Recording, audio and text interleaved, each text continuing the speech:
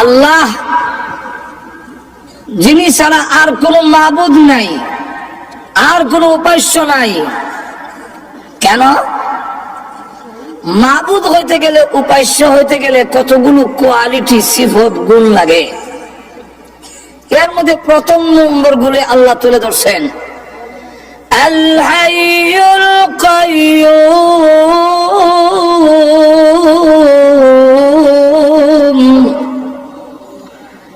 তিনি চিরঞ্জীব, যার মরণ নাই। মরবেন তো ক্ষুধা হবেন কিভাবে?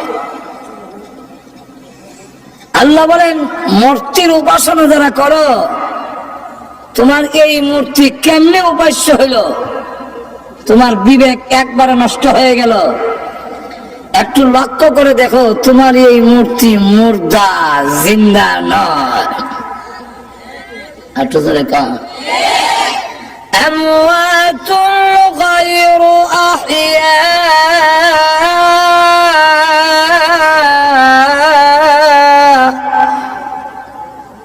আমওয়াতুন গায়রু আহইয়া, সব মরা, জিন্দা নয়। সুতরাং যে মরে যায় সে মাবুদ হতে পারে না। 2 নম্বর হলো আল্লাহ হলেন কাইয়্যুম। কাইয়্যুমের একটা ব্যাখ্যা লেখছেন তাফসীর ইবনে কাসিরের মধ্যে, যে আহওয়ালে নাজিরুন ওয়া আমালে হাজিরুন, যে বান্দার সকল অবস্থান যিনি দেখেন, বান্দার সকল আমলে যিনি উপস্থিত থাকেন, তিনি হবেন আল্লাহ। তাহলে সব জায়গায় উপস্থিত থাকা, মাখলুকের সকল হালত দেখাশোনা করা, এই গুণ কার? আর একটু যদি আওয়াজ দিয়ে বলেন। এটাকে শরীয়তের পরিভাষায় বলা হয় হাজির ও নাজির। সব জায়গায় আছেন, সব জায়গায় দেখেন। আর আসা যাওয়া করলে হাজির নাজির হয় না। মাঝে মাঝে দেখে, মাঝে মাঝে দেখে না, এর নাম হাজির নাজির না। মাঝে মাঝে আমি দেখলাম, মাঝে মাঝে দেখি না। আমিও কয়েকটা মাহফিল আওয়াজ আওয়া করি। ঘুমাই গেছেন নাকি? আমাকে কেউ হাজির নাজির বলবেন কেন? ছোট হাজির নাজির? আমরা তো বড় না, ছোট। এই 6-7টা মাহফিলে আসা যাওয়া করে, এই জন্য আমাকে কেউ হাজির নাজির বলবে? এরকম আসা যাওয়া করলে হাজির নাজির হয় না। যেরকম ঠিক কিনা? আমরা এখানে যে সময় ছিলাম না, এই সময় আল্লাহ ছিলেন কিনা? এখন আছেন কিনা? চলে গেল, থাকবেন কিনা? আমাদেরকে এখন দেখেন কিনা? ঘরের ভিতরে গেলে, হাড়ের ভিতরে, গাতার ভিতরে, সর্ব অবস্থায় আল্লাহ। এরকম যোগ্যতা না থাকলে তিনি আল্লাহ হতে পারেন না। তিনি উপাস্য হতে, যাক ওই দিকে আমি এখন যাওয়ার সময় নাই।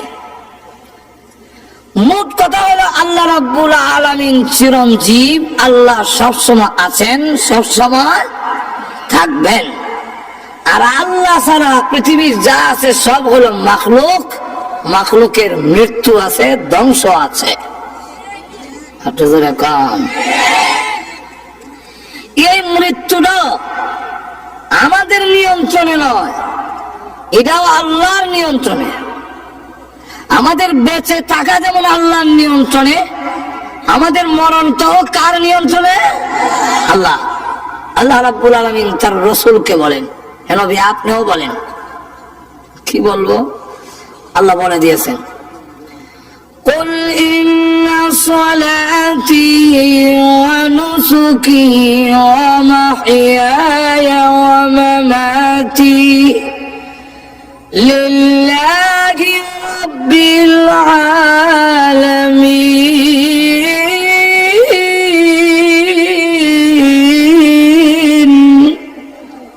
হে রাসূল আপনিও বলেন যে আমার নামাজ, আমার কুরবানি, আমার জীবন এবং আমার মরণ ওই আল্লাহর জন্য যিনি তামাম জগতের পালনেওয়ালা। বিশ্ব নবীর মরণ জীবন আল্লাহর হাতে। প্রত্যেকটা প্রাণী তার মৃত্যু যন্ত্রণা ভোগ করতে হবে। মরণের সময় তার যন্ত্রণা হবেই, কেউ রেহাই পাবে না। আম্মা জান আয়েশা বলেন, ইয়া রাসূলুল্লাহ, যারা মুমিন তাদের কি মৃত্যুর কষ্ট হবে? আল্লাহ রাসূল বললেন, হ্যাঁ হবে। নবীজি, মুমিনের যদি মরণ কষ্ট হয় তাহলে আর মুমিনের ইজ্জত রইল কোথায়? কাফিরেরও কষ্ট হবে, মুমিনেরও কষ্ট হবে, তাহলে আর মুমিনের ইজ্জত রইল কোথায়? আল্লাহর নবী বলেন, আয়েশা, মুমিনের মৃত্যু যন্ত্রণা যদিও হবে, কিন্তু মুমিনের মরণের যন্ত্রণা কষ্টদায়ক থাকবে না, আনন্দে রূপান্তরিত হয়ে যাবে। হবে, কিন্তু কষ্টটা কষ্ট থাকবে না। কেমনে থাকবে না এটা বলবো পরে, কিন্তু আগে মৃত্যু হবে এবং মৃত্যুর যন্ত্রণা থেকে কেউ রেহাই পাবে না। ঠিক কিনা? ওই দিন যখন ধরবে আর সারাসারি নেই। আল্লাহ বলে, কাল্লা ইযা বালাগাতিত তারাকিয়া ওয়া কিলা মান রাক, যখন কণ্ঠনালীতে তার প্রাণ এসে যাবে, 500 ফেরেশতাকে তাকে চাপ দিয়ে ধরবে। মুমিন যদি হয়, রহমতের ফেরেশতা আল্লামা জালালউদ্দিন সৈয়দী রাহমাতুল্লাহ আলাইহি নূরুস সুদূর ফি আহওয়ালিল কুবুর এই কিতাবে লেখেন যে 500 মুমিন যদি হয়, 500 রহমতের ফেরেশতা তাকে চাপ দিয়ে ধরে। আর যদি কাফের হয়, গজবের ফেরেশতা তাকে চাপ দিয়ে ধরে। চাপ দিয়ে যখন ধরবে আর মৃত্যু যন্ত্রণা শুরু হবে, পায়ের বুড়া আঙ্গুলের নখের কুড়ির থেকে, সেখান থেকে যন্ত্রণা শুরু হয়ে আসে। চাপ দিয়ে যখন ধরে, এইভাবে চাপতে চাপতে কণ্ঠনালীতে যখন জান আইব, দম অনুয়াইব, বুঝিলেছি আর কোনো কেউ সরানো সম্ভব না। সম্ভব যা আছে সব দিবে, কিন্তু ফেরেশতা ছাড়ে না। আমার স্থাবর অস্থাবর সম্পত্তি যা আছে সব নাও। তাহলে মৌলভীবাজারের যা আছে সব নাও না, তাম পৃথিবী নাও, আমারে সারি দাও। সুম্মা ইউনজিহি কাল্লাহ, তখন সে আহা, আর উপায় নাই। কিলার ফাইল কর্তা লুকাই।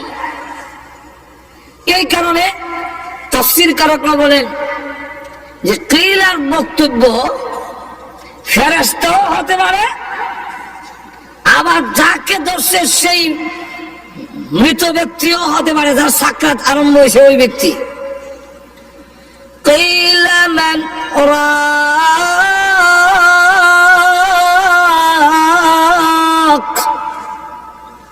যদি ফেরেশতা হয়, বলবে বড় এখন কোথায়?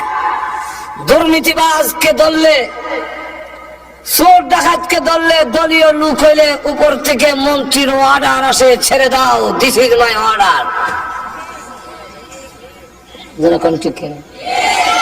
এখন কই আসেনি কেউ আমাদের হাত থেকে তোমাকে ছাড়াতে পারে?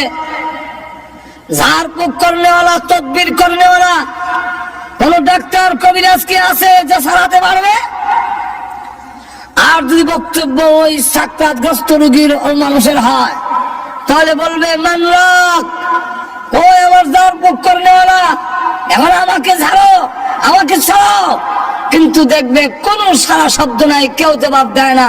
তখন তার ইয়াকিন বিশ্বাস হয়ে যাবে যে এখন আমার যেতেই হবে, আমার বিদায়ের সময় এসে গেছে, এখন কেউ আমাকে ধরে রাখতে পারবে একটু জোরে কন। وظن أنه الفراق,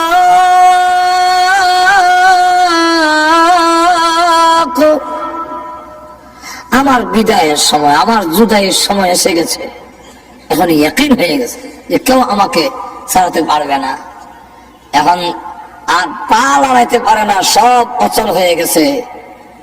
আল্লাহর নবী, বিশ্ব নবী রাহমাতুল লিল আলামিন বলেন, এমন তৃষ্ণার্ত হবে, এমন পানির পিপাসা লাগবে, তখন দেখা যাবে তাম পৃথিবীর পানি যদি তার মুখের মধ্যে ঢেলে দেওয়া হয়, তথাপিও তার পানির পিপাসা দূর হবে না। এমন যন্ত্রণা সব বুক করতে হবে। হযরত মূসা আলাইহিস সালাম আল্লাহর পয়গম্বর, ইন্তেকালের পরে একজন স্বপ্নে দেখে জিজ্ঞাসা করলো, হুজুর মৃত্যু যন্ত্রণা কি আপনি কষ্ট পেয়েছেন? উনি বলেন, কতগুলো বিষাক্ত কাঁটা আমার পেটের ভিতরে ঢুকাইয়া সমস্ত রোগের মধ্যে পেঁচাইয়া কয়েক হাজার লোকে এক জুড়ে একবারে টান মারলে যদ্দূর কষ্ট হবে এর চাইতে বেশি কষ্ট আমার হয়েছে। জালালউদ্দিন সৈয়দী রাহমাতুল্লাহ আলাইহি ওনার কিতাবের মধ্যে লেখেন, ঈসা আলাইহিস সালাম এক কবরে গিয়ে বললেন, কুম বিইজনিল্লাহ, আল্লাহর হুকুমে ওঠো। এমনি কবর থেকে একজন উঠছে, জিজ্ঞাসা করলো, মান আনতা ওয়া মা ইসমুকা, তুমি কে, তোমার নাম কি? উনি বলেন, আমার নাম সাম, আমি নূহ আলাইহিস সালামের ছেলে। হযরত ঈসা আলাইহিস সালাম কয়েকটা প্রশ্ন করেছিলেন, আমি যেই পয়েন্টটা আপনাদেরকে বুঝাইতে চাই, ওনাকে ঈসা আলাইহিস সালাম জিজ্ঞাসা করলেন, আপনি কি আবারও কবরে যেতে চান না দুনিয়াতে থাকতে চান? যদি থাকতে চান আমি আল্লাহর কাছে বলবো, ফরিয়াদ করব, আল্লাহ আপনাকে কয়েকদিন পৃথিবীতে থাকার সুযোগ যেন দেয়। হযরত সাম আলাইহিস সালাম বলেন, ও ভাই ঈসা, এখন যদি আমি আবার দুনিয়াতে থাকতে চাই, আর আমার ভিতরে যে রূহ আসছে, আমি যে জিন্দা হয়েছি, এই রূহকে নেওয়ার জন্য আবারও আজরাইল আসবে?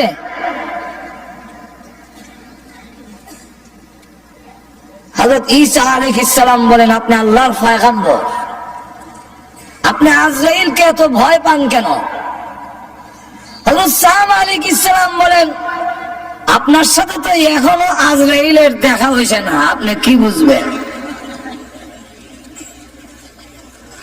ও ঈসা আলাইহিস সালাম, আজ থেকে 4000 বছর আগে আমার রূহ বের করা হয়েছিল, কিন্তু আজও পর্যন্ত আমি মরণের কষ্ট ভুলতে পারি নাই।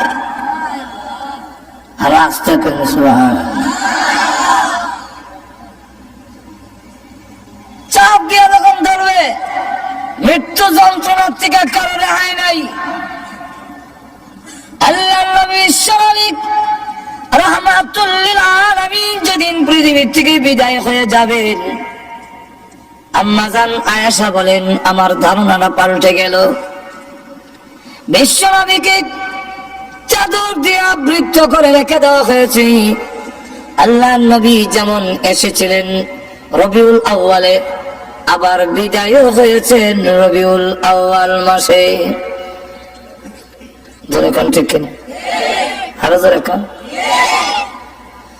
আশার আনন্দ, বিদায় হওয়ার ব্যথা, দুইটা যখন একত্রিত হয়, তখন বিদায় হওয়ার ব্যথাটাই মনে বেশি থাকার কথা। যেরকম ঠিক কিনা? কিন্তু আমাদের সমাজ হইল শুধু আসার আনন্দ, যাওয়ার কোনো ব্যথা অন্তরে নাই। যাওয়ার ব্যথা, আমরা অবস্থা দেখা এক কবি এক কবিতা বানাইছে, বলবো আরো জোরে কম? এক কবি কবিতা বানাইছে, রবিউল আউয়াল আসলে নবী আপনার গুণগান গায়।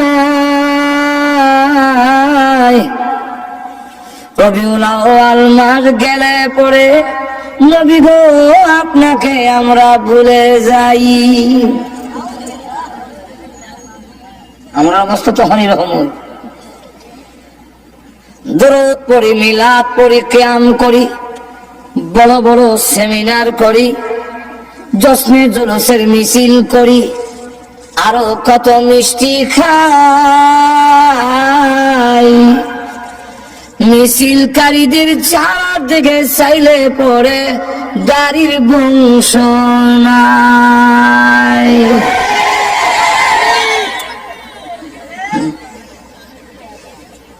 বলেন দেখি কবির এই কবিতাটা আমাদের সাথে মিল আছে কিনা?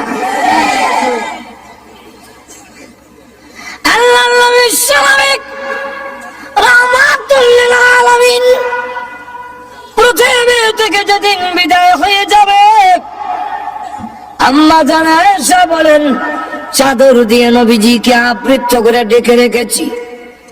হঠাৎ করে আমি তাকায়া দেখি আল্লাহ নবী চাদরের ভিতরে একটা হাত একবার গোটায়, হাতটা আবার লম্বা করেন, পা এভাবে গোটায় আবার পা লম্বা করেন। যে আমরা খিচুড়ি যে শুরু হয়, সাকাত আরম্ভ হবার সময় দেখবেন এমন কিছু টানা আসা শুরু হয়। আমার ঘুমো ধরে লেছে না গেছে।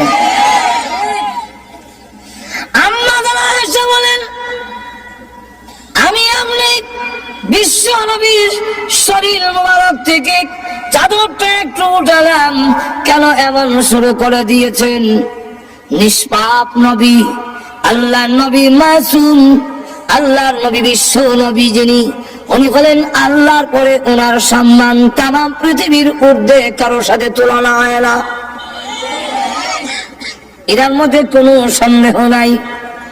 কিন্তু লক্ষ্য করে দেখুন আম্মা জানা আয়েশা সিদ্দিকা রাদিয়াল্লাহু আনহা বলেন পৃথিবীর মানুষেরা রে, আমার ধারণা পাল্টে গেল।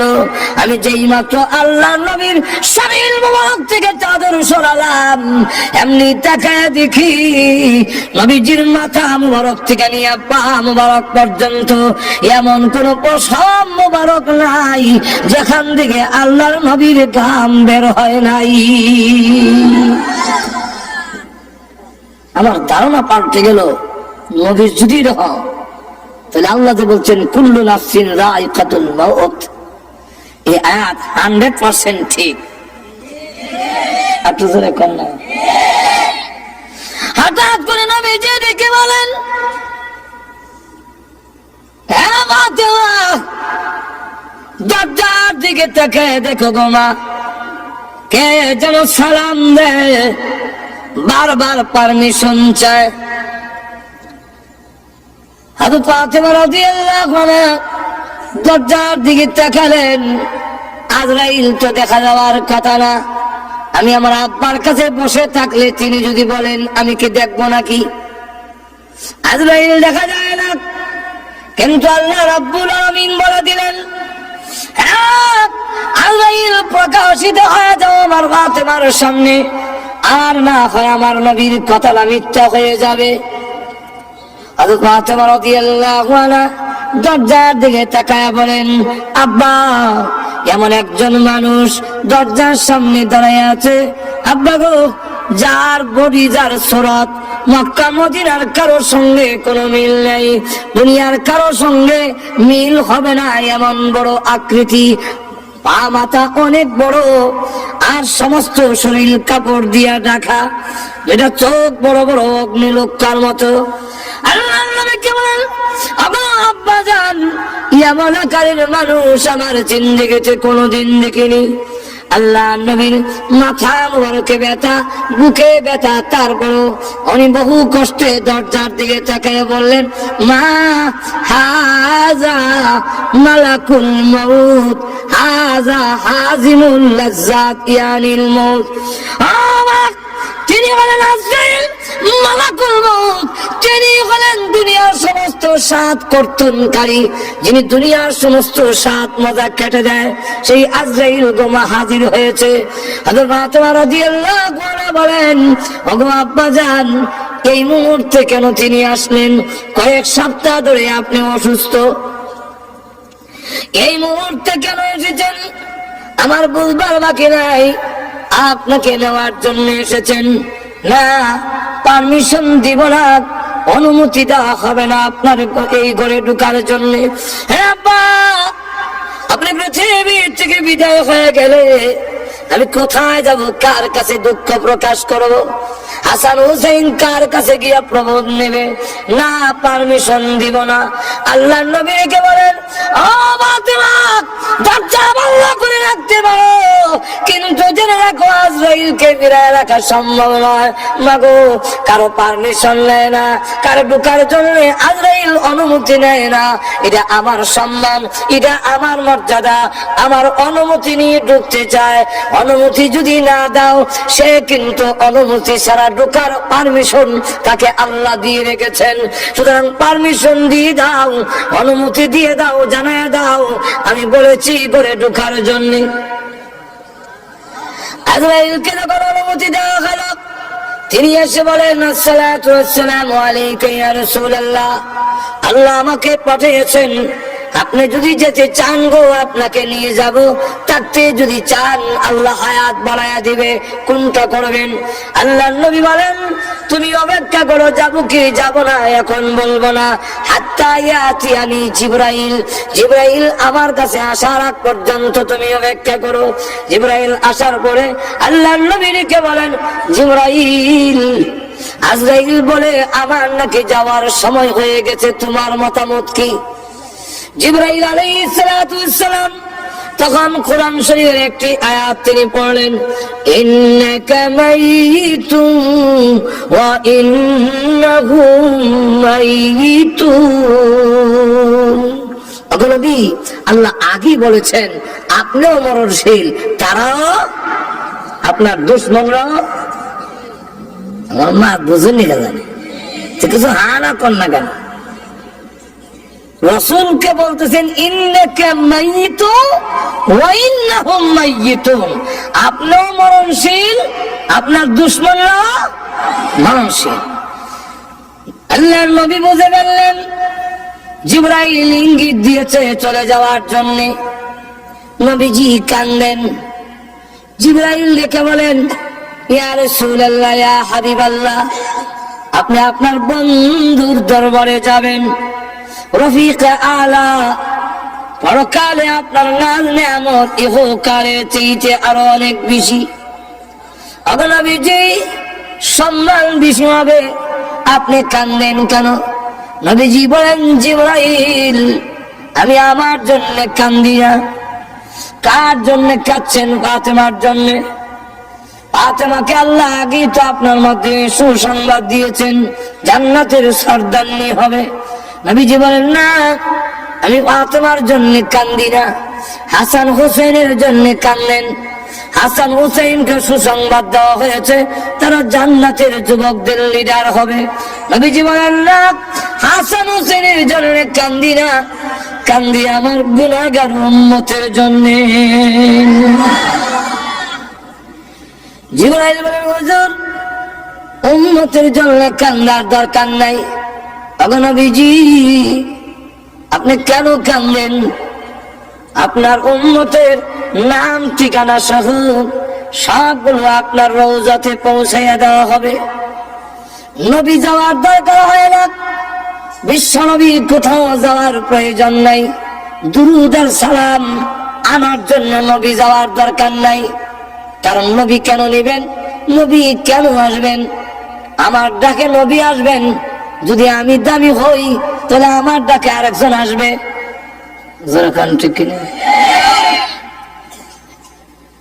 হুজুর যদি ডাক দেখে এদিকে আইব, এখন কি আপনারা কইবেন হুজুর এদিকে?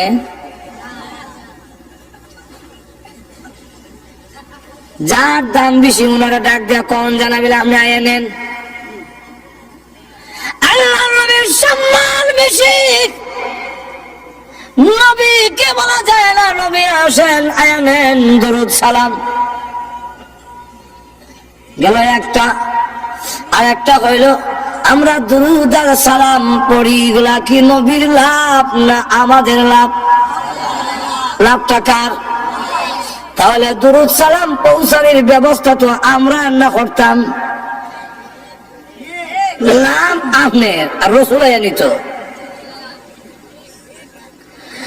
আমার লক্ষ্য করে দেখুন, আল্লাহর নবী বিশ্ব নবী রাহমাতুল লিল আলামিনকে জিবরাইল আলাইহিস সালাতু ওয়াস সালাম বলতেছেন, ইয়া রাসূলুল্লাহ, ইয়া হাবিবাল্লাহ, আল্লাহর নবী গো, কান্নার দরকার নাই, আপনার উম্মতের দুরূদ আর সালাম পৌঁছায়া দেওয়া হবে। আমিও আছি, একজন ফেরেশতা আল্লাহ তৈরি করে রেখেছেন, পৃথিবীর যতগুলো মাখলুক আছে, আম্মার ইবনে ইয়াসির থেকে বর্ণিত হাদিস, ওই ফেরেশতার ততটা কান আছে, পৃথিবীর যেই কোনো জায়গায় যেই কোনো লোক যদি দুরূদ পড়ে, তার বাবার নাম, দাদার নাম, 14 গোষ্ঠীর নাম সহ ঠিকানা সহ মুহূর্তের মধ্যে আল্লাহর নবীর কাছে পৌঁছায়া দেওয়া হয়। নবী নেওয়ার দরকার নাই। নবীজি কেনলেন না, আপনার উম্মতের সংবাদ আপনি পেয়ে যাবেন, এটাও তো আল্লাহ আগে আপনাকে জানিয়ে দিয়েছেন। নবীজি ডাক দেবেন, জিবরাইল, উম্মতের সংবাদ পাবো কি পাবো না, এই জন্য কান্দিরা জিবরাইল। সন্তান যদি ইংল্যান্ড থাকে আর ভালো অবস্থানে থাকে, তাহলে সংবাদ না পাইলেও মা বাবার মনটা কিছু এলো শান্তি থাকে। ছেলে খোঁজ খবর নেয় না, কিন্তু অন্যের মারফতে জানতে পারে ইংল্যান্ড লন্ডনের মধ্যে তার ছেলে খুব ভালো পজিশনে আছে, সম্মানী আছে, কিছু হইলেও শান্তি পায়। আমার না দেখ, আমার ছেলে তো ভালো আছে। সংবাদ যদি নাও পাই, আমার উম্মত যদি এই পৃথিবীতে ভালো অবস্থানে থাকে, তাহলে আমার তো সংবাদ পাওয়ার দরকার নাই, এটা আমার বিষয় নয়। আমি কেন কান্দি? এতদিন পর্যন্ত আল্লাহ আমাকে আয়াত নাযিল করে জানিয়ে দিয়েছিলেন, মা কানাল্লাহু লিউআযিবাহুম ওয়া আনতা ফীহিম। ওগো নবীজি, আপনি যেখানে আছেন এদেরকে আমি আল্লাহ গজব দিব না, আমি আযাব দিয়ে শেষ করব না, যেহেতু আপনি এখানে আছেন। ও জিবরাইল, আমি রাসূল যখন পৃথিবী থেকে বিদায় হয়ে যাব, তখন আমার উম্মতের জিম্মাদার কে হবে? তামাম পৃথিবীর উম্মতে মুহাম্মদী যদি একসাথে আল্লাহ গজব দিয়ে শেষ করে ফেলে, আমার উম্মতের দায়িত্ব কে নেবে? কে এই দায়িত্ব গ্রহণ করবে? এমনি আল্লাহ ডাক দিয়ে বলেন, আরে জিবরাইল, আমার বন্ধুকে বলো চোখের পানি মুছে ফেলার জন্য।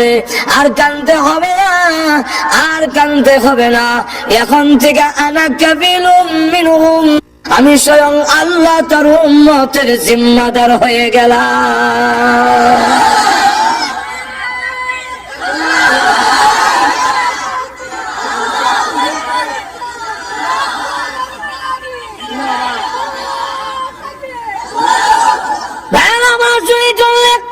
আল্লাহ নবী বিশ্ব নবী রাহমাতুল লিল আলামিন তখন ডাক দিয়া বলেন, রে জিবরাইল, আজরাইল, এবার আমার রূহ তুমি বের করো।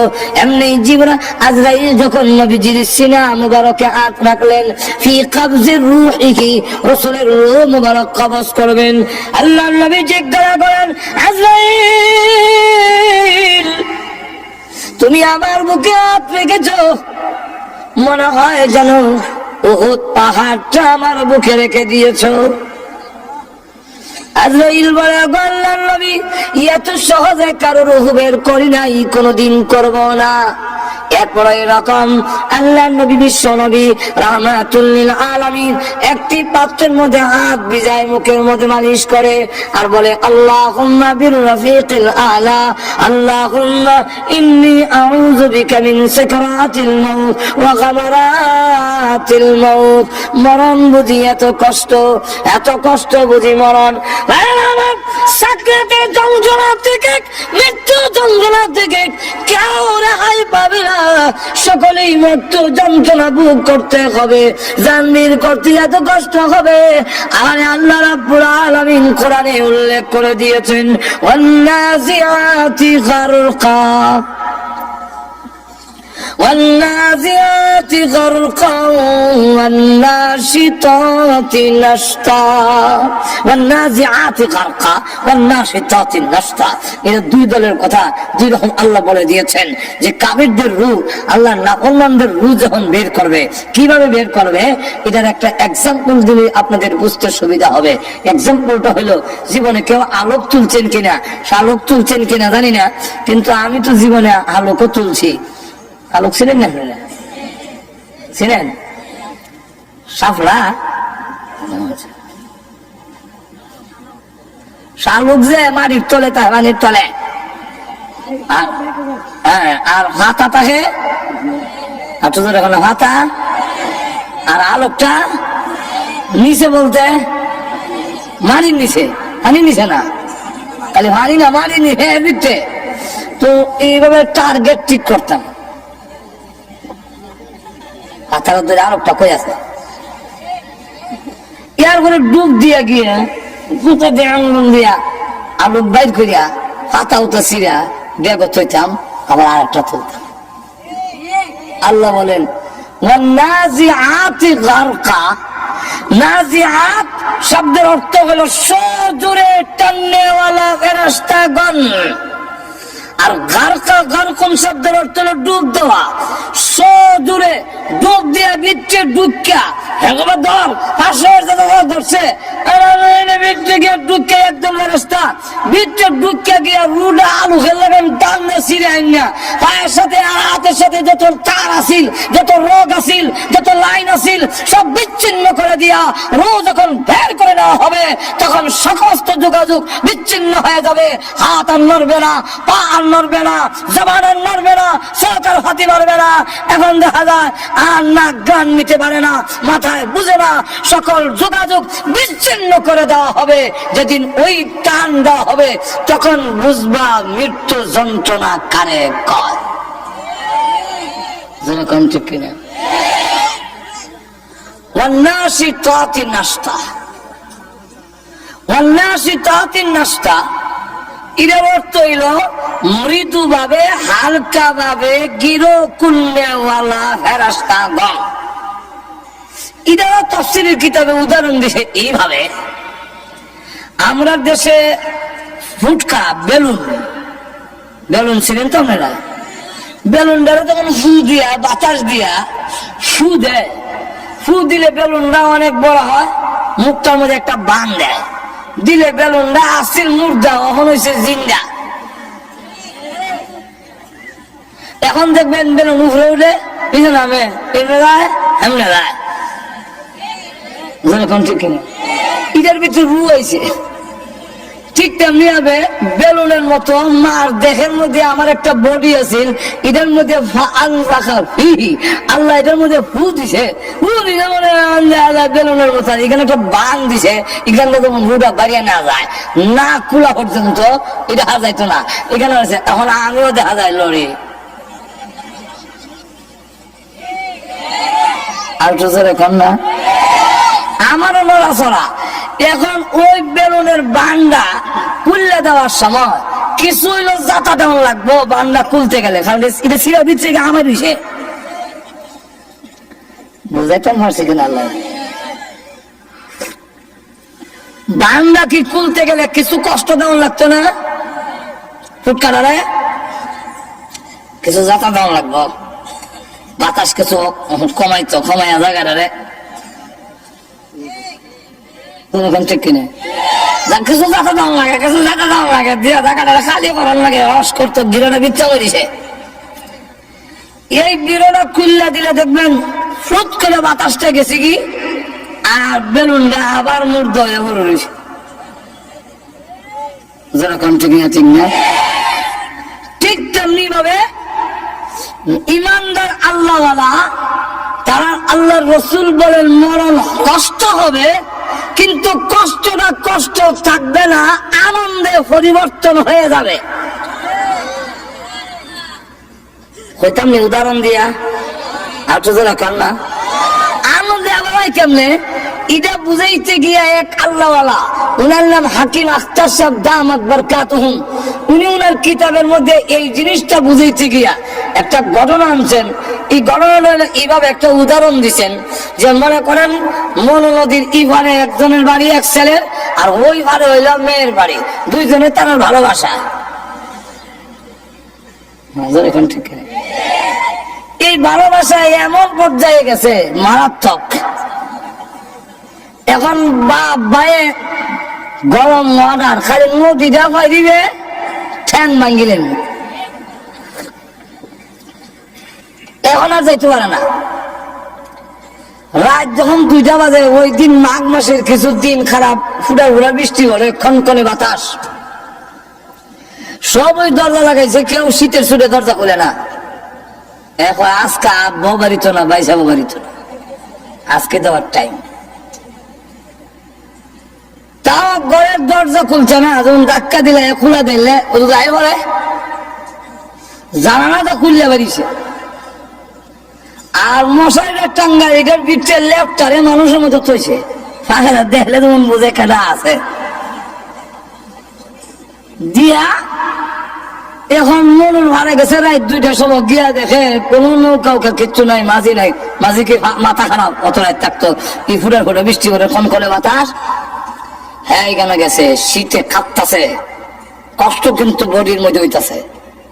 এরপর কাপড় চোর খুলে লাইছে, মানে শার্ট ফান্দা বিদ্যুৎ তাও খুললে হাতও লইছে, আর নিচের কাপড়টা রয়েছে। এখন নদী হারা দেয়, দেখে বরফের মতো ঠান্ডা, আর উড়া উড়া বৃষ্টি হলে রাত 2টা, কুমুরির দড়িলা ইতা বই উড়ে বলতো শেষ। আর পানি যখন লাগছে শরীর, সমস্ত শরীরের মধ্যে কম্পন সিঁড়ি হইয়া দাঁতে দাঁতে বাড়ি লাগতেছে, ইটা করতেছে। কিন্তু এরপরে যত আগায়, যত হাত অগ্রসর হয়, বৃত্তে কিন্তু খুশি, দাঁতে বাড়ি লাগে আর রইলটা করতেছে, কিন্তু বৃত্তে বৃত্তে আনন্দ তার প্রেমিকারে গিয়া যে দেখিলেইব। এই কারণে তার এই নদীর পথের সমস্ত কষ্ট তার যেমন আনন্দের হয়ে যায়, মুমিনের অন্তরে আল্লাহর মহব্বত সবচেয়ে বেশি। মৃত্যুর সাগরে যখন পাড়ি দেয়, যত যন্ত্রণা আছে, আল্লাহ হওয়ার আশা, জান্নাত পাওয়ার আশা, সমস্ত দুঃখ যন্ত্রণা তার জন্য আরামের হয়ে যায়।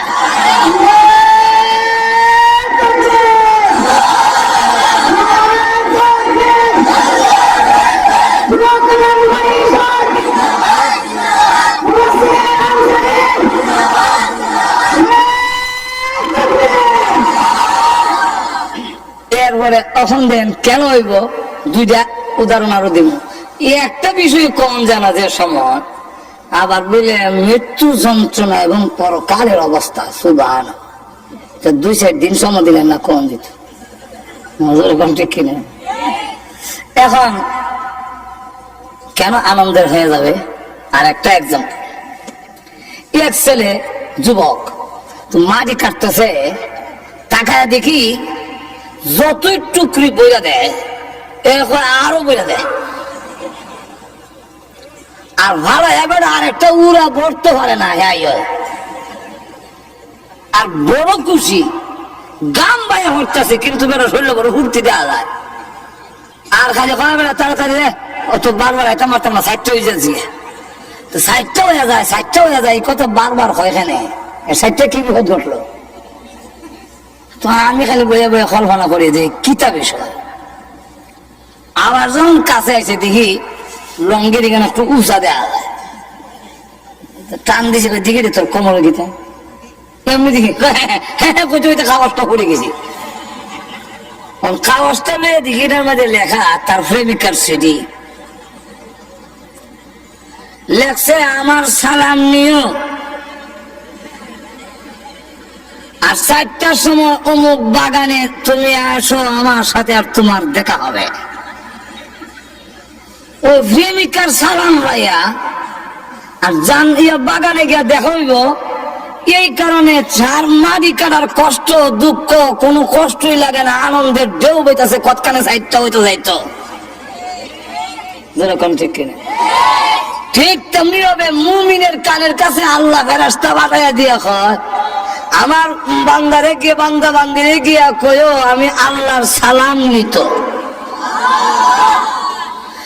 সালামু কওলাম মির রাব্বির রহিম,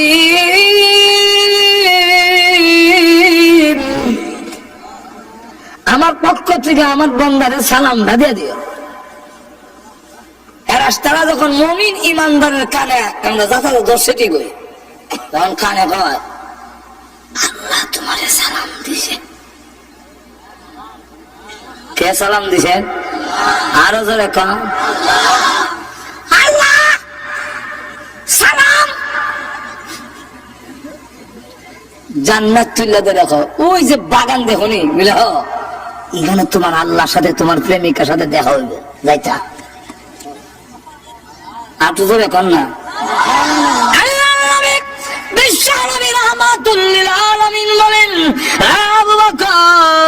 তোমার রূহ বের করার সময় আল্লাহর ফেরেশতারা কানের কাছে কোরআনের আয়াত পড়বে আর রূহ বের করবে। আল্লাহ ওয়ালারা ওই সালাম শুনে আয়াত শুনে মৃত্যু যন্ত্রণার কথা বলে যাবে।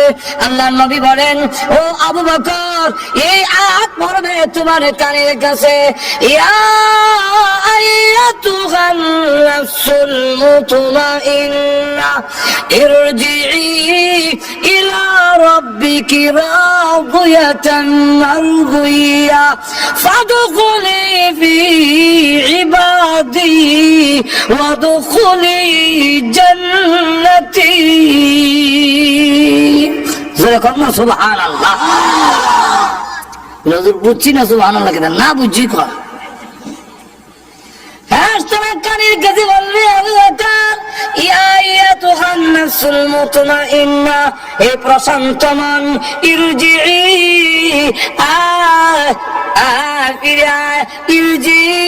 ফিরে আসো। কোথায় ফিরে যাব? ইলা রাব্বিকি, তোমার রবের দিকে চলে আসো। কোন অবস্থায়? রাদিয়াতান মারদিয়া, তুমি আল্লাহর প্রতি রাজি, আল্লাহ তোমার প্রতি রাজি। আয়ো ফিরে আসো। ফাদখুলি ফি ইবাদি ওয়াদখুলি জান্নাতি, আল্লাহর প্রিয় বান্দাদের অন্তর্ভুক্ত হও আর আল্লাহর তৈরি জান্নাতের ভিতরে ঢুকে যাও। যন্ত্রণা আর যন্ত্রণা থাকতো না, যন্ত্রণা হইব। আগে এমনি দৌড়ে ফুরা গালতো, দুধছেন ধর ধর ধর মনে ফুরা দুই জনে ধরে না। আর এখন অপারেশন করে ইনজেকশন দিয়ে অবশ করে দেয়। যন্ত্রণা হয় না যেটা না হতে না।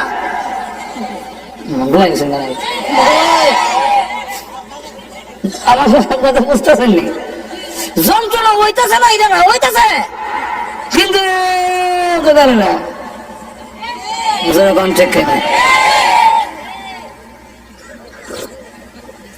ভাইরা আমার, জান্নাতের দিকে দেখাই, ওই জান্নাত দেখো না বলে, হ্যাঁ এখানে তুমি আল্লাহর সাথে দেখা হবো। আল্লাহ আল্লাহ তারা না, আর তো দেখুন না সুবহানাল্লাহ। আল্লাহ আরো উদাহরণ দেয়, দিতাম নেই। ওখানে না হাসপাতাল নিয়ে খতনা করাইলেন, আমরা ছোট সময় তো খতনা করে তো আজমে আইয়া যেমন খালি দেখছি আজম এক দৌড় দিয়ে বাড়ি সাইয়া আর একবারের গরুর গোয়ালের ভিতরে গিয়ে লুকাইছি। যেটা অনেকে বড় ভাই কোন সময় বিদায় করে দিয়েছি ওটারে আদিলা না, আমি তোর বড় ভাই না আদি জল চকিত বয়েছে। আর আজম জোর করে না যখন বয় দিছে, বয় দিয়ে দুই ঠ্যাং দুই দিকে আর কল্লা মুখ দিকে ঘুরাইয়া ধরছে কি ধরার মতো ওরকম ঠিক কিনা। এই যে ধরার মতো ধরছে, এমন সময় দেখা যায় আল্লাহ ধরার মতো ধরছে, আর খালি বেটা আইতার যন্ত্র বাইল করতেছে, এটা কাপড়ের মধ্যে কি তো পাউডার লাগাইতেছে, ব্যান্ডিস বন্ডিস আর যন্ত্রপাতি দেখা। এখনো বললাম আমার গায়ে সইছে না, ধরছে না, কিন্তু দেখবেন চিল্লায় মরে যাই,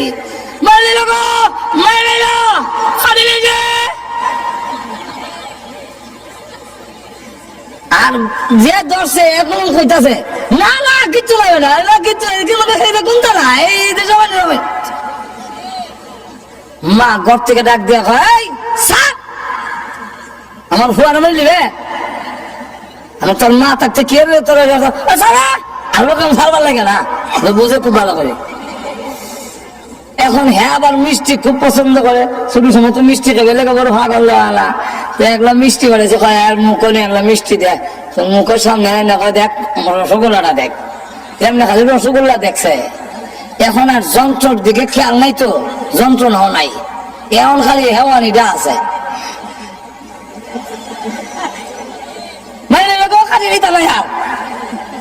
এখন খালি যন্ত্রণা নাই, খালি হেওয়ানি। এই অবস্থায় রসগোল্লা দিছে মুখে, মুখে দেওয়ার পরে যেই মাত্র এখানো করছে দাঁত করতো, রসগোল্লা সারা জিব্বা যখন সরে গেছে কি সব টিপ দিয়া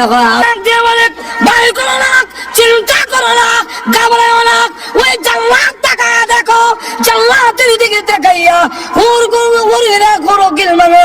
রসগোল্লা শরবতের গ্লাস মুখের সামনে দেখায়, খাওয়াইতাম। এই অবস্থা দেখে আজরাইল কোন সময় তার রূহ বের করেছে একটুকু খবর থাকবে না, যদি সত্যিকারের মুমিন হওয়া যায়। এমন চাপ দিয়া ধরবে, হাড্ডিগুলো যখন ভাঙে চুরমার হয়ে যাবে, চিৎকার হয়ে থাকবে তোমরা কাগো আমাকে একটু সাহায্য করো, কিন্তু না কেউ সাহায্য করবে না। একটা জিতা বকরি ছাগলের সামনের টেনে চুললে যদ্দুর কষ্ট হবে, এক চাইতে বেশি কষ্ট অনুভব হবে যখন প্রাণ পাখি বের হয়ে যায়। এমন হয় অবস্থা শরীরে একটা মাছি বসলেও সে ব্যথা পায়, বরদাস্ত করা যায় না। এমন কোন অঙ্গ নাই যা ভালো রয়েছে, সবগুলো ভেঙে চুরমার করে বেড়ে দিয়েছে, সবগুলো ভেঙে একবারে শেষ করে দিয়েছে। এইভাবে রূহ বের করে যখন নিয়ে যাবে আল্লাহ রাব্বুল আলামিনের দরবারে, আর দেখো রে গোসল গোসল দেয়, আস্তে দাও, বড় দুঃখ পায়, আস্তে দাও।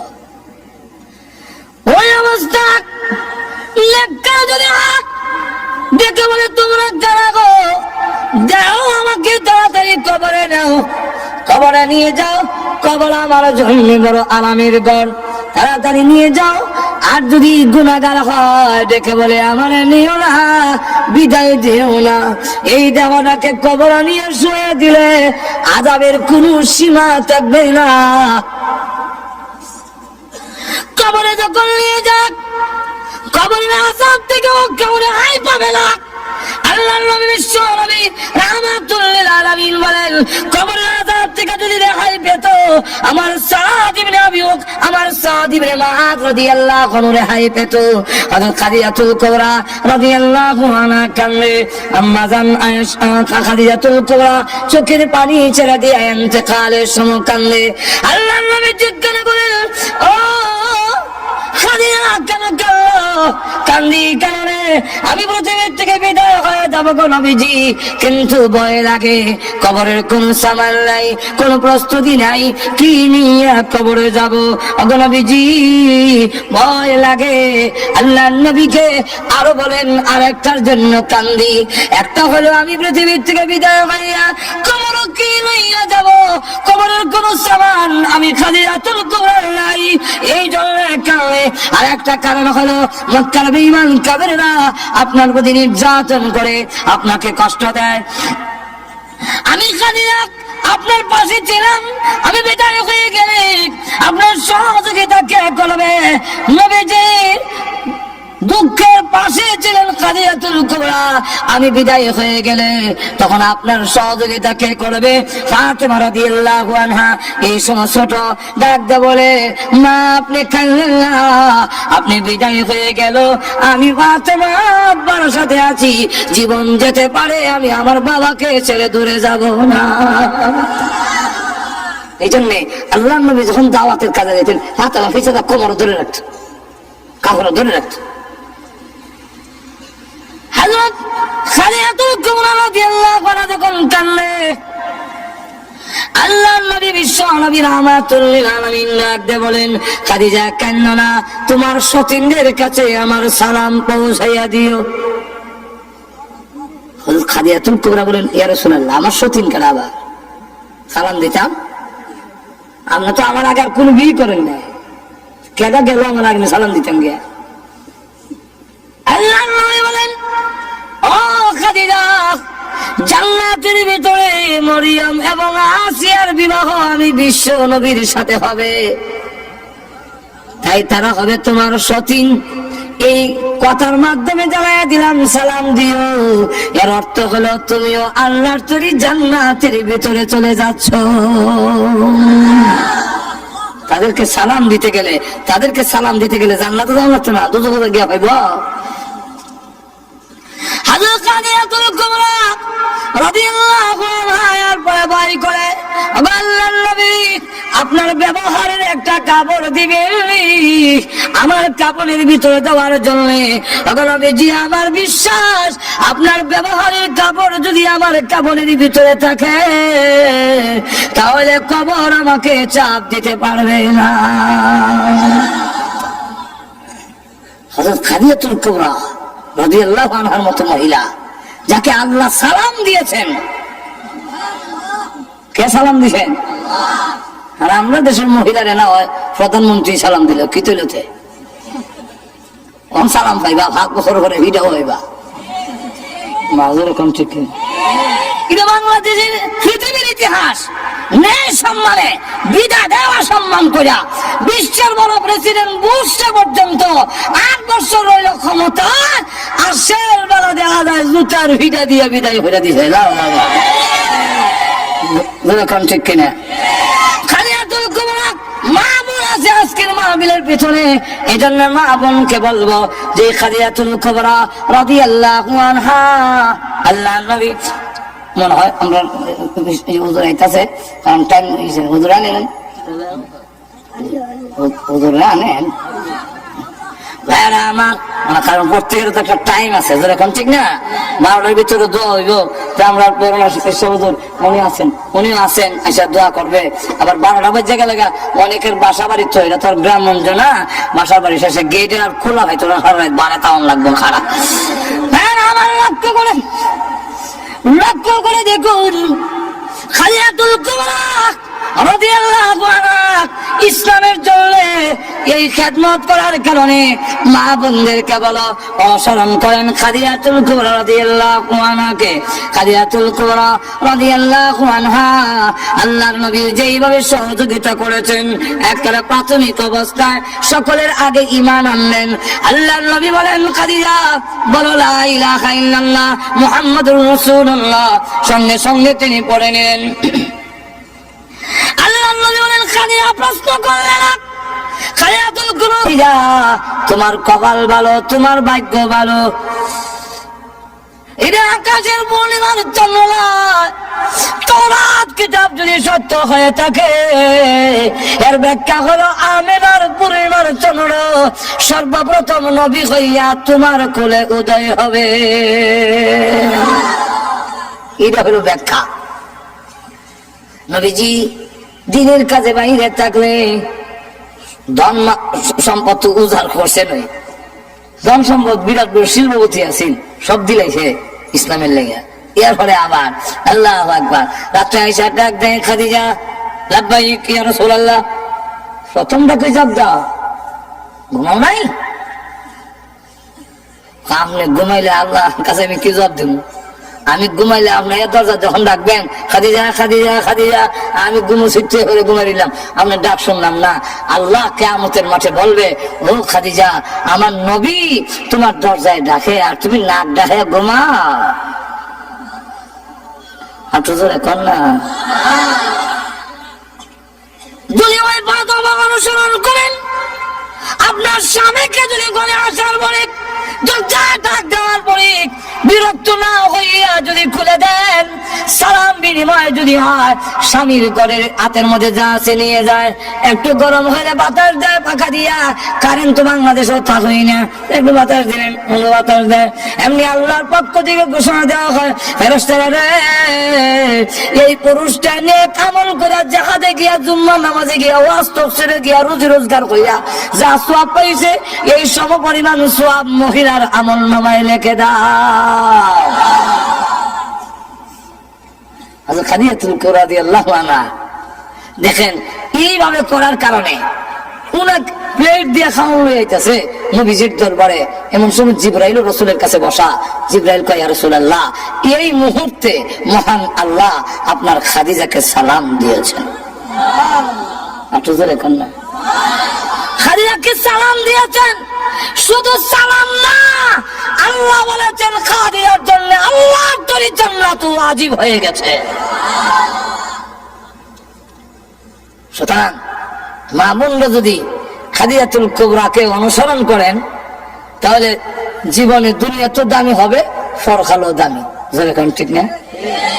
আর যদি তসলিমা নাসরিন রে আর উরুস মুরুস জামানের লেগে চিন্তা ধারা করেন, যেরকম ঠিক কিনা? একটা তো আছে আমাদের দেশের হাউজি বাম্পার এক্সিবিশন মেলা, আর আরেকটা হলো উরুসের নাম দিয়া আরেক বড় ভণ্ডামির মেলা। এটা তো কি দেখা যায়, বেটা বেটি জটা জটি যুবক যুবতী লাউ ডকি গুতা গুতি ভাড়া বাড়ি গাঞ্জার দুয়ায় কিয়ামতের অন্ধকার। আপনাদের কান্না ওইগুলোর থেকে এইগুলোর না গিয়ে পাঁচ ওয়াক্তের নামাজ পড়েন।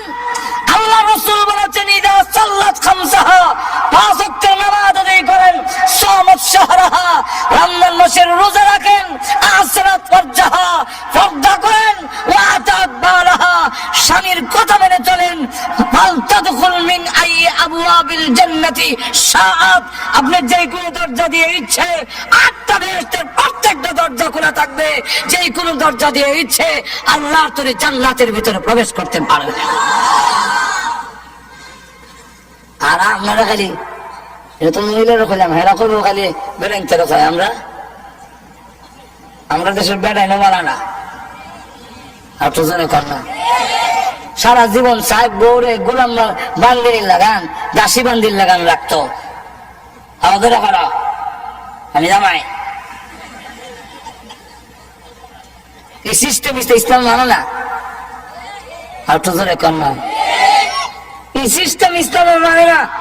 একজন বান্ধবী এবারে থাকবার আপনি থাকবাই, এটার নাম যদি সালাম হয় তাহলে তো আমরাও কিছু কদম বসে করম দরকার। বউ করবো মনে করেন 29 দিন, আপনি একদিনও তো বউর ভাও ধরে কইতেন মিলে তোমার হঠাৎ ধরে ঠিক কিনা? ফিসাবে যদি ভাও ধরায় মুড়িতে 29 দিন, ফিসাবে তো মুড়িতে একদিনও ধরতো। কই পাইছেন এগুলা? মাজুর এখন ঠিক কিনা? কই পাইছেন এগুলা? আল্লাহ নবীর কদম ধরে সালাম করেছেন, কেউ কদম ধরে করেছেন, এর ইতিহাস নাই। ও মুসলিম শরীফের কেউ ধরে দিছিল, ভুয়া করে দিছিল কদম বুঝি, এটার নাম কদম, এটার নাম কদম বুঝি, আর আমরা এটার নাম আত বুঝি। আত বুঝি, আত কদম বুঝি দাম সুন্নাত বুঝো সুমা দেওয়া, তো কদম খাও সুমা দেওয়া অন দিলাই দি আত বুঝি নজর এখন ঠিক সুমা দে আতে নাম হলো কদম বুঝি, যেরকম ঠিক কিনা? একজন গোলাম আর একজন মানে দেখা যায় বাদশা, এরকম এই সিস্টেম এটা আল্লাহ গ্রহণ করেন না, আল্লাহ পছন্দ করে না, ইসলাম পছন্দ করে না, বিশ্বনবী পছন্দ করে না, সাহাবায়ে কেরামের আদর্শের মধ্যে নাই। বরং ইসলামের একটাই সালাম, সেটা হবে আসসালামু আলাইকুম। একটু জোরে কন্যা। আপনিও কি এক বেগম সাহেবকে সালাম দিবেন? সালাম জীবনও দেয় না, খালি কদম বসি করো। আবার মামা শ্বশুর আইলে মামা শ্বশুর করে গো, মামা শ্বশুর 10 হাত দূরে, বউ আমার কাবলায়,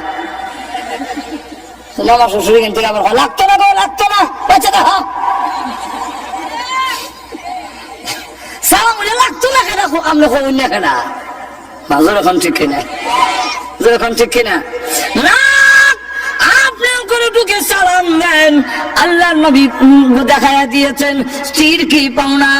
আম্মা জান আয়েশা বলেন, আমার জিন্দেগিতে কোনদিন আগে আল্লাহ নবীকে সালাম দিতে পারি নাই। ঘরে ঢুকে গিয়া হইতো, আমরা দেশের বেড়াইতের অভ্যাস খারাপ। ঘরে ঢুকে হয় ভাত হয়েছে নি, ভাত তৈছে, ডাল তৈছে না। কোন জামার বাদ গেছলে? এটা আমাদের ব্রাহ্মণগড়ের ওইদিকে বাসা আছে, কোন নাঙ্গের বাদ গেছলে? এই বউ মানতো কেমনে তারে? আরেকদিন আপনার রাত গিয়ে ডাকলে 10 বার ডাকলো, দরজা বলে না, খালি কয়। হ্যাঁ পাঁচটি গাইছি, বুঝছি কয়। 1-10 মিনিট খারাপ রাখিয়া এরকম, ও তো রাত কোন বোর বাইত আসলা? ওই আপনি তো বললেন নাঙ্গের বাকি, তখন কোন বোর বাইত। এই হইল যেরকম ঠিক কিনা না? ঢুকেছেন আয়েশা, খাবার হয়েছে না গো নবীজি? খাবার এখনো তৈরি হয়নি। নবীজি বলতেন, অসুবিধা নাই, তুমি টমেটো কাটো, আমি তোমারে আলু খাইতে দেই, তুমি প্লেটটা পরিষ্কার করো, জগদা পানি আন্না দেয়। আল্লাহ নবী, আল্লাহর বলে যার সম্মান তাম পৃথিবী যেই নবীর খাতিরে বানাইলো, ওই নবী রান্নার ঘরে কাজ করে স্ত্রীর অধিকার বুঝাইয়া দিয়েছে। সুতরাং আমরা যদি এরকম করতে পারি, তবেই আমাদের স্ত্রীরাও আমাদেরকে সম্মান করবে, ইজ্জত করবে। যেরকম ঠিক না, ঠিক না? আল্লাহ রাব্বুল আলামিন এই জন্য আসুন, আমি যে কথাটা বলতে চাইছিলাম, মরণের কবরের আযাব থেকে কেউ যদি রেহাই পেত, তাহলে আল্লাহর রাসূল বলেন যে আমার সাদ ইবনে মুআয রেহাই পেত। ওনার ইন্তেকালের সময় যখন ইন্তেকাল করলো, তখন দেখা যায় জিবরাইল আয়েশা কয়, ইয়া রাসূলুল্লাহ, আপনার উম্মতের মধ্যে কোন মহান ব্যক্তি আজকে ইন্তেকাল করলো? রাসূল বলেন, কেন? বলে আসমানের ফেরেশতাদের মধ্যে দৌড়াদৌড়ি আরম্ভ হয়ে গেছে জমিনও নাম্বার লেগে। যারা জিন্দেগিতে কোনোদিন এই পৃথিবীতে নামে নাই, এমন ফেরেশতারা দৌড়াদৌড়ি আরম্ভ হয়েছে। রাসূল এই কথা শুনিয়া উঠে দৌড় মারছেন, জুতো হয়ে দিছেন, আর সাদর এক মাথা কান্দ, আরেক মাথা মারি। তো সাহাবীরা এমন আশ্চর্য কথা, কি ঘটনা ঘটলো না জানি, পুনঃ নিজে দৌড়ে হযরত সাদ ইবনে মুআয রাদিয়াল্লাহু আনহু বাড়ির কাছে গিয়ে দেখেন যে রাসূল এলুবাতারি যায়, এমনি যায়, এইভাবে যায়। সাহাবীরা কয়, রাসূল এইভাবে যায় কেন? এটা তো বললাম না। আরো ঘরের কাছে গিয়া হাত দা ইশারা দিলেন, তোমরা আস্তে আসো, আস্তে আসো। হযরত সাদ ইবনে মুআযের ঘরের ভিতরে গিয়া আল্লাহর নবী, বিশ্ব নবী একটা পা মোবারক উঠাইয়া আর একটা পা বিছাইয়া এমনি বসলেন। সাহাবীরা কয়, এই যে আরেক অবস্থা, মানে রাসূল বোঝা জায়গা হইতাছে না, এই অবস্থা কেন? রাসূল যখন বের হয়ে আসলেন, জিজ্ঞাসা করেন, ইয়া রাসূলুল্লাহ, আপনি এলুবাতারি এইভাবে গেলেন, ঘরের মধ্যে গিয়ে এক পাও বিছাইয়া আর পাও উঠাইয়া কেন বসলেন? যেমন দাদা জায়গা নাই। আল্লাহ নবী বলেন, আমি যাইতে না যাইতে আমি দৌড় দিছি, কেন জানো? দৌড় দিছি জন্যে, যখন জিবরাইল কইছে যে আপনার মহান ব্যক্তিকে মারা